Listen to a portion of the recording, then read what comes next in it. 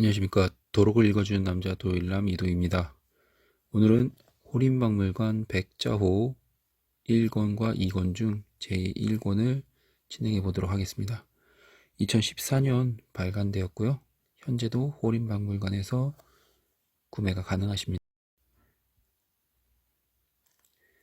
제가 이 호림박물관 백자 1호를 정독을 한번 해보고 굉장히 마음에 좋았습니다.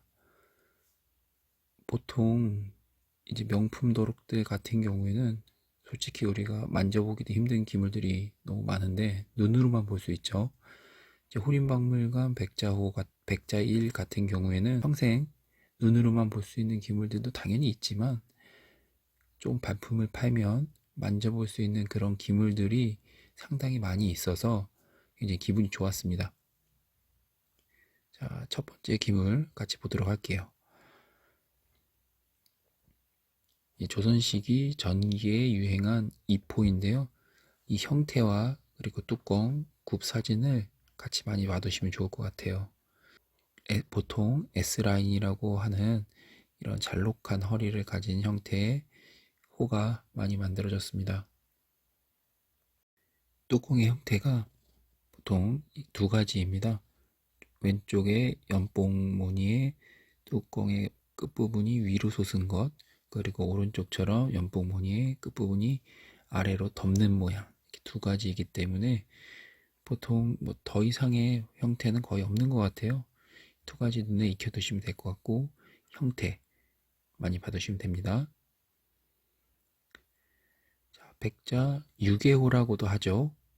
뚜껑이 있어서 유계호라고 합니다. 이 기물의 특이점은 디귿자 모양으로 몸통에 구연부 쪽에 홈이 파져 있는 건데요. 깨진 게 아니고요. 만들 때 당시에 파놨습니다.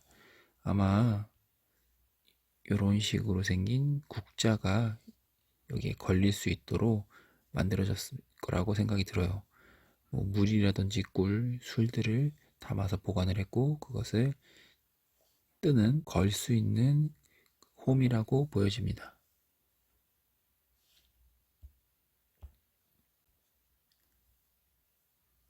유계호들은 사이즈를 많이 보셔야 됩니다.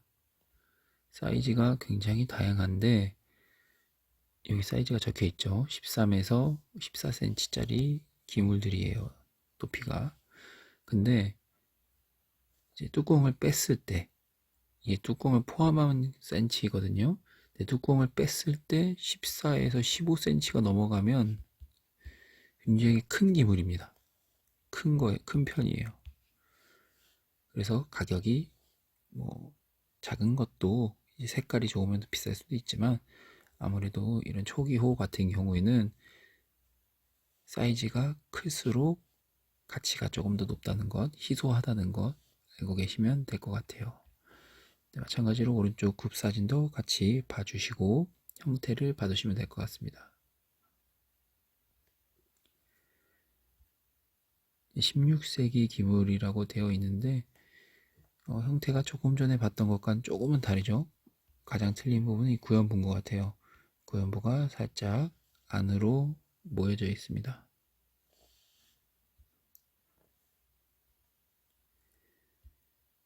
예, 떡매병이라고도 하는 이제 호라고 불러야 될 것 같아요. 떡매병이라고는 부르지만 사실상 형태로 봤을 때는 호로 보여지고 꽃을 심어 놓지 않았을까 화병으로 생각이 드는 형태입니다.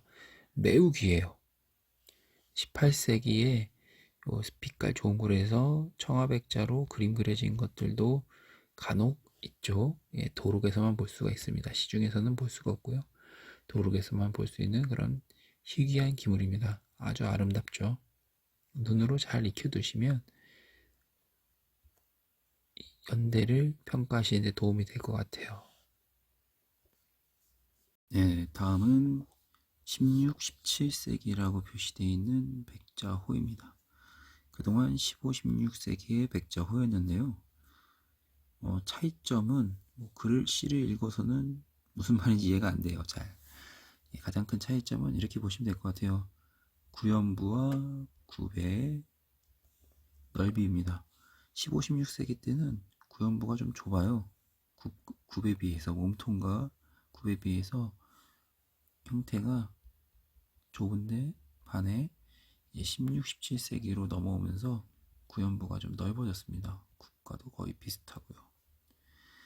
그리고 형태도 조금 엄정하면서 약간 이완된 모습이라고 이제 말은 표현이 되어 있는데, 이걸 읽어서는 전혀 차이를 못 느끼겠고, 제가 생각하는 것처럼 이 형태를 통해서 연대를 조금 더 판단하는 데 도움을 얻었으면 좋겠습니다. 자, 18세기 충호 또는 이포라고도 하죠. 구연부 부분이 직립보다도 조금 더 안으로 이렇게 살짝 모였습니다. 그래서 18세기 충호 말고도 보통 호 같은 경우에도 이 연대가 사실 19세기인지 18세기인지 내가 직접 만든 것도 아니고 누가 본 것도 아닌데 정확하게 판단하기는 사실 어렵습니다. 근데 여러 가지 정황을 보아서 16세기, 17세기다, 18세기다, 19세기다를 판단하는 것인데, 이런 세세한 부분들을 기억하고 있어야지 다른 기물과 또 비교를 할 때, 또 다른 기물을 감정할 때 연대 측정하는데 조금 힌트를 얻을 수 있을 거라고 생각이 들어요.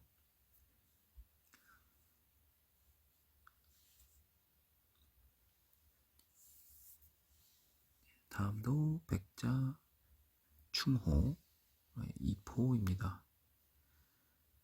이 기물은 정확하게 광주 금사리에서 만들어진 것으로 추정되어진다고 적혀 있습니다. 이제 반으로 쪼갠 게 아니라 두 개를 만들어서 위아래로 붙인 거죠. 너무 큰 것을 한 번에 만들 수 없기 때문에 두 개를 붙여서 굽습니다. 그래서 이런 걸 굽고 나왔을 때 가마 속에서 찌그러지고 무너지는 경우도 굉장히 많았다고 해요. 그래서 이렇게 잘생기게 멋지게 나온 기물들 같은 경우엔 더 귀하고 또 그 가치가 더 높습니다. 높이는 37.5cm. 오늘은 높이를 관심을 가져서 보시면 좋을 것 같아요.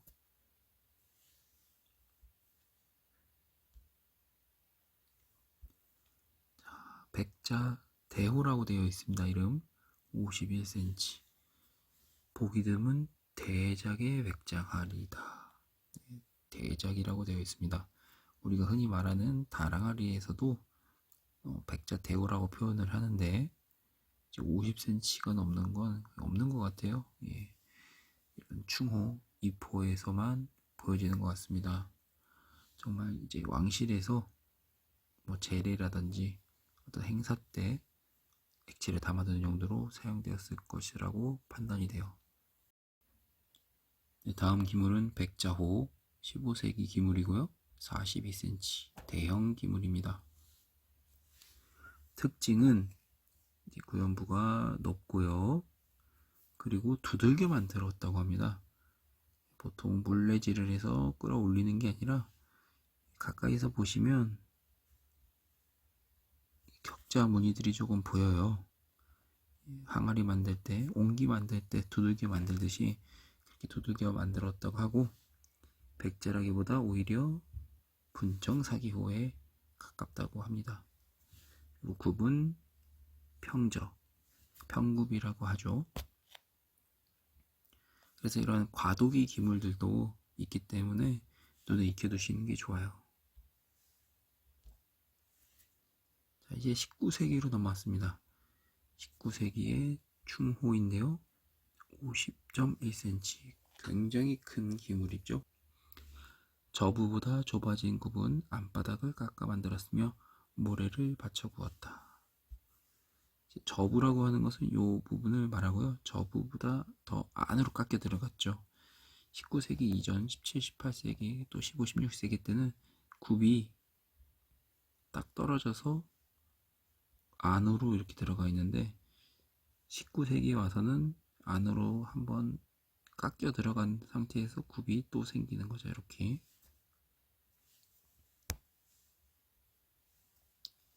백자대호 두 번째 19세기 기물이고요.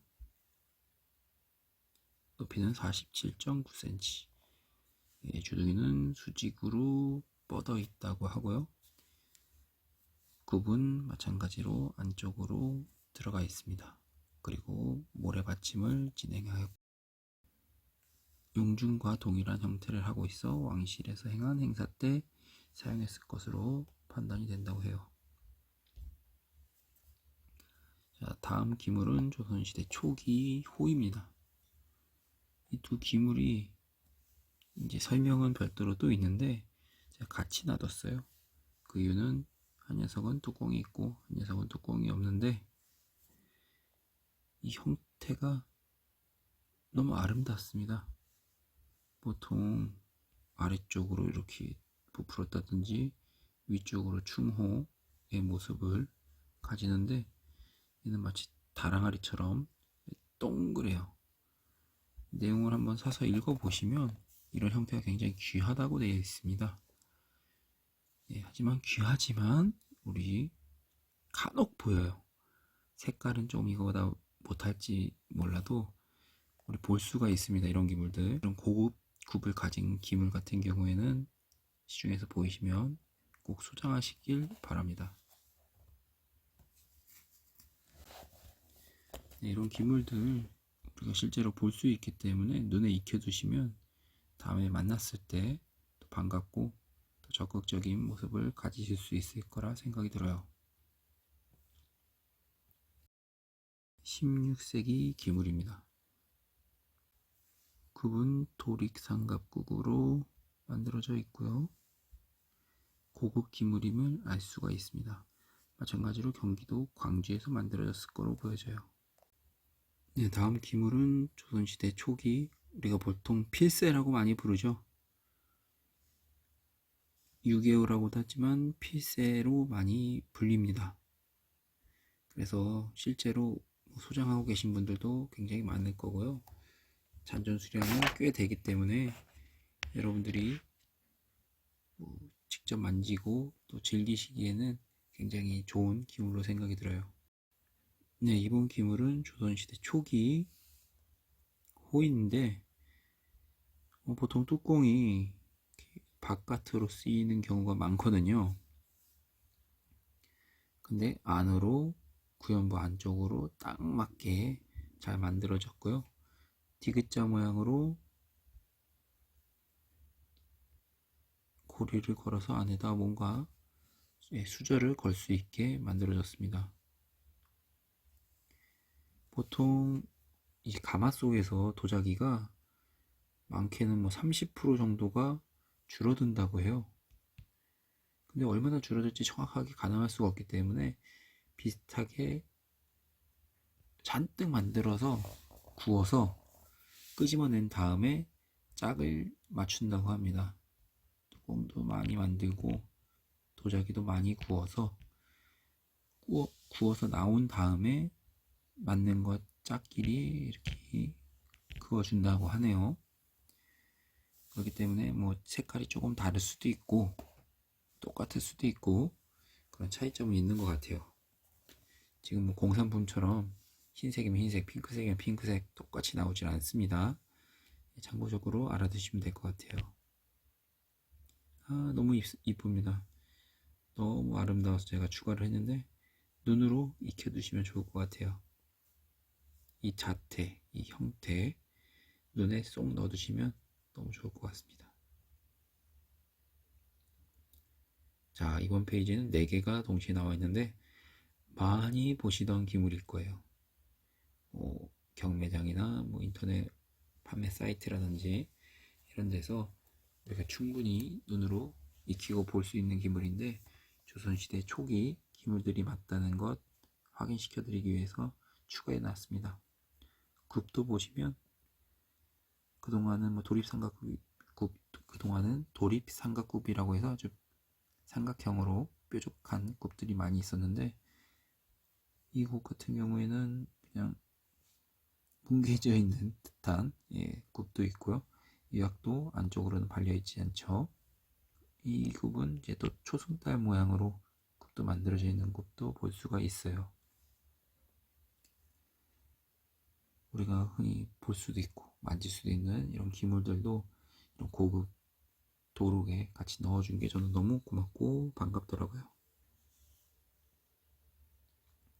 백자대호. 네, 백자대호가 나왔습니다. 자, 우리가 흔히 말하는 달 항아리이고요. 이 기물 같은 경우에는 국보 310호라고 하네요. 보름달 모양의 형태를 가졌고 형태와 색상 그 모든 게 다 조화롭게 이루어져서 국보가 되지 않았나 싶어요.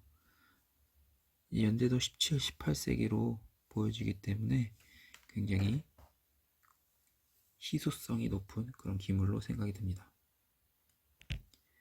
보통 이 기물처럼 18세기 기물이 많이 있어요. 18세기 기물들이 많이 있는데 연대를 17, 18세기라고 말하는 것을 보면 또 구비라든지 어떤 부분에서 18, 17세기까지도 볼 수 있는 어떤 힌트들이 남아있는 기물로 생각이 듭니다.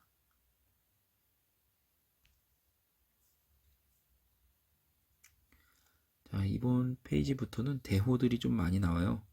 대호는 뭐 설명보다도 눈에 익혀두시고 이 굽을 보시는 게 좋습니다. 도록을 제가 캡처하다 보니 화질이 조금 떨어져요. 도록 자체를 구입하시기 위해서는 이제 좀 발품을 파셔야 하지만 꼭 구입을 하셔서 보시면 좋은 도록입니다. 저는 일부분을 좋은 사진들을 편집해서 올렸지만 정말 읽고 보시면은 소장하시고 또 수집하시고 공부하시는데 큰 도움이 될 수 있는 그런 도록이라고 생각이 드네요. 자, 18세기 기물 높이 35.5cm 구연부와 구 몸의 형태 색깔을 좀 받으시면 좋을 것 같습니다. 네, 40cm가 넘는 백자대호가 나왔죠.